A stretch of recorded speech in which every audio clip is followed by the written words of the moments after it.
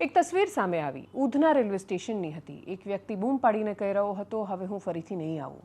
જેને તમે વિડીયોમાં સાંભળ્યો એ એક પ્રવાસી મજૂર છે, જે કાં તો બિહાર કાં તો ઉત્તર પ્રદેશ એ બાજુ જઈ રહ્યો છે।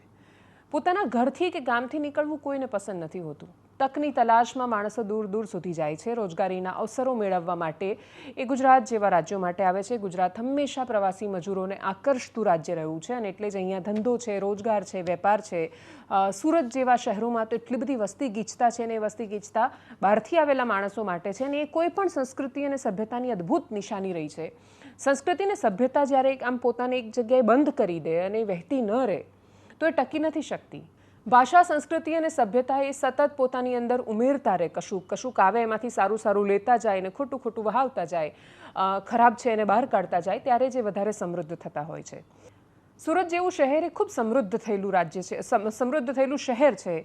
પોતાની સભ્યતા અને સંસ્કૃતિના દૃષ્ટિકોણથી વિચારીએ તો એ સૌથી વધારે પ્રવાસી મજૂરોને આકર્ષે છે। મોટાભાગે યુપી, બિહારથી આવતા આ લોકો અહીંયા જ્યારે રોજગારની તલાશમાં આવે એ જ રીતે જે રીતે કોઈ ગામ છોડીને શહેરમાં જાય છે નજીકના, એટલે કોઈ સામાન્ય ગામડામાંથી આવેલું માણસ અમદાવાદ આવે, કાં તો એ રાજકોટ આવે, સૌરાષ્ટ્રના કોઈ ગામડામાંથી નીકળીને રાજકોટથી એક તલાશમાં અમદાવાદ આવે, અમદાવાદથી નીકળીને મુંબઈ જાય કે દિલ્હી જાય અને પછી એની પાંખો ફેલાઈ અને એ કાં તો પોતાને અમેરિકાના ન્યૂયોર્કમાં કે પછી બ્રિટનના લંડનમાં જોતા હોય। એ રીતે વિસ્તરતા વિસ્તરતા આખી દુનિયા સુધી પહોંચે અને જ્યાં પહોંચે ત્યાં પોતાની એક નાનકડી સભ્યતાનું એક પોતાનું ઘર વસાવી લે। એ કોઈ માણસ જો એને એ તક પોતાના ગામમાં મળતી હોય તો કોઈ જવા તૈયાર જ નથી હોતું, પણ એ અવાજોમાં પીડા હોય છે જ્યારે એ છોડીને જાય છે। એને જ્યારે કોઈ પણ સ્થિતિના કારણે ખરાબ અનુભવોનો સામનો કરવો પડે છે ત્યારે એ બહુ જ મોટી પીડા, અફસોસ અને નિરાશા સાથે નીકળતા હોય છે। આ અવાજમાં એ મજૂરની પીડા છે, આ અવાજમાં એ મજૂરની નિરાશા છે કે આવ્યો હતો શોધમાં રોજગારની, રોજગાર તો એને મળ્યો પણ એના ઘરમાં રોટી નથી બની રહી કેમ કે એલપીજી ક્રાઇસિસ છે, સિલિન્ડર નથી મળી રહ્યા। અનેક નાની નાની ચાની લારીઓ ચલાવતા માણસો એ ગુજરાતના હોય કે બહારના, એમણે પોતાના એ લારી ગલ્લા માટે કોઈ નાના ઓપ્શન બીજા શોધવા પડી રહ્યા છે, કાં તો એને ટેમ્પરરી બંધ કરવા પડી રહ્યા છે કેમ કે એને પોસાતું નથી। એ જો ચાના ભાવ 20 રૂપિયા કે 25 રૂપિયા કરી દેશે તો કેફેમાં જઈને ચા પીતો માણસ એ શું કામ ત્યાં આવીને ચા પીવાનો છે?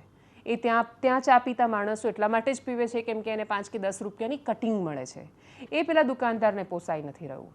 ખૂબ નાના બહારના રાજ્યોમાંથી અહીંયા આવીને રહેતા માણસો, એમને પણ સિલિન્ડર નથી મળી રહ્યા અને એટલે આપણે જ્યારે એવું કહેતા હોઈએ છીએ કે ઈરાન ને ઇઝરાયલ વચ્ચે યુદ્ધ ચાલે કે અમેરિકા કોઈ પણ દેશમાં ગમે તે કરે, આપણે શું લેવા દેવા? અથવા જ્યારે ડોનાલ્ડ ટ્રમ્પના ચૂંટાવાના સમાચાર પર ગુજરાતી માધ્યમોમાં લાંબી થતી ચર્ચાને જોઈને જેના મનમાં પ્રશ્નો હતા કે અમેરિકામાં રાષ્ટ્રપતિ જે પણ કરે એની સાથે ગુજરાતમાં રહેલા માણસને શું લેવા દેવા, તેનો જવાબ છે આ। વિશ્વ જ્યારે એક કુટુંબ હોય અને આખી દુનિયા એકબીજાની સાથે એટલી હદ સુધી ગ્લોબલાઇઝેશન પછી જોડાઈ ગઈ હોય અને આપણી અનેક માંગ એનો આધાર આખી દુનિયામાંથી આવતા વિવિધ સંસાધનો હોય ત્યારે અસર પડે છે અને ફરક પડે છે। દુનિયાના કોઈ પણ દેશમાં કોની સરકાર આવે છે, એ તાનાશાહની સરકાર આવે છે કે લોકતંત્રમાં અને એ મૂલ્યોમાં માનતા માણસોની સરકાર આવે છે, કોઈ એવા મિજાજી તુંડ મિજાજી માણસની સરકાર આવે છે કે જે યુદ્ધને જ ઓપ્શન સમજે છે અને એને એવું જ લાગે છે કે લડી લેવું એ જ એકમાત્ર સમસ્યાનું સમાધાન છે અને બસ બધાને બતાવી જ દેવું છે એ સમાધાન છે। તો એની અસર એ પડે છે કે ઉધનાના રેલવે સ્ટેશન પર હજારો માણસો તમને દેખાય છે।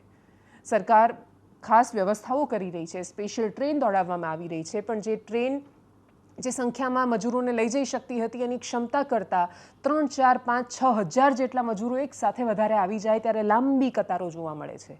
ભીડ એ હદે અનિયંત્રિત થઈ કે એના પછી લાઠીચાર્જ કરવો પડ્યો। કદાચ પોલીસ પાસે બીજો કોઈ ઓપ્શન પણ નહોતો અને એટલે એમણે લાઠીચાર્જ કર્યો। પણ નિષ્ઠુરતા એ વાતની હતી કે રેલવેના જીએમએ આવીને એવું કહ્યું કે મેં બધા વિડીયોઝ જોયા છે, કોઈ જગ્યાએ લાઠીચાર્જ થયો જ નથી। એ વિડીયો સામે છે। હવે એ જમાનો છે કે જ્યારે તમે છુપાવી નથી શકતા અને છતાંય તમે જ્યારે એ છુપાવવાનો પ્રયત્ન કરો છો ત્યારે તમારી નિષ્ઠુરતા સિવાય કશું જ નથી હોતું। તમે એવું માનો છો કે મજૂરો છે ને તમારું શું બગાડી લેવાના? જવાબ સાચો છે, તમારી માન્યતા સાચી છે કે મજૂરો છે, આમ જોવા જઈએ તો એ કશું જ નથી બગાડી શકતા, પણ એની આંતરડી જ્યારે કકડે છે ત્યારે બધાને અસર તો કરે છે। એની આંખોમાં જે પીડા દેખાય છે એ પીડા કદાચ આપણે મહેસૂસ કરી શકીએ તો એ પૂરતું છે। સાંભળીએ મજૂરને, જોઈએ દ્રશ્યો અને સાંભળીએ જીએમને। अब नहीं आऊंगा दोस्त, अब नहीं आऊंगा, बता देना।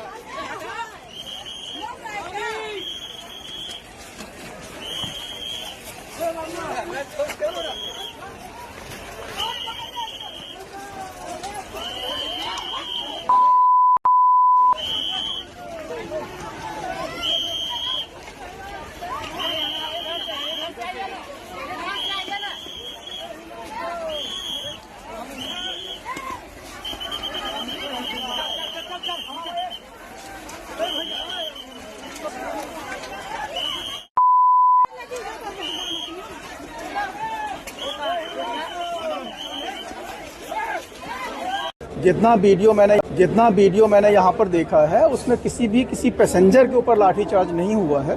जो हमारी फेंसिंग लगी हुई थी उसके ऊपर डंडा जरूर मारा गया है, क्योंकि लोग लाइन तोड़ करके जा रहे थे। ये उनके हित में और हम सबके हित में किया गया था।